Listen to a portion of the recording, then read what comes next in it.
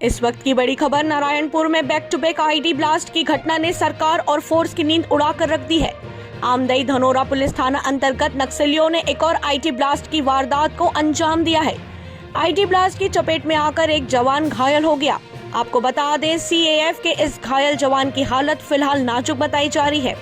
घायल जवान को पहले नारायणपुर के जिला अस्पताल में भर्ती कराया गया, लेकिन बाद में हालत बिगड़ते देख उसे रायपुर रेफर कर दिया गया है। आज नारायणपुर जिले के सोलपुर से डोंडीवाड़ा के लिए आरएसओ के लिए टीम निकली थी, जिसमें प्रेशर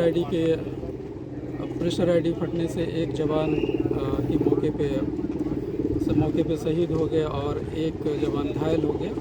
और घायल जवान को बेहतर इलाज के लिए यहाँ प्राथमिक उपचार के बाद उसको रायपुर रवाना किया गया और जो शहीद जवान है उसको अपने गृहग्राम के लिए यहाँ से रवाना किया जा रहा है। सर, घायल जवान की स्थिति बेहतर है और उसके स्थिर है और बेहतर इलाज के लिए उसको भेजा गया है।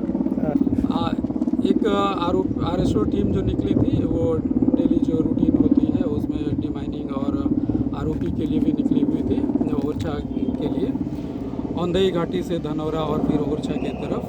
तो उसमें एक क्लेमोर आईडी के फटने से दाहिनी एक जवान जो है 9th बटालियन सीएएफ का जवान घायल हुआ है।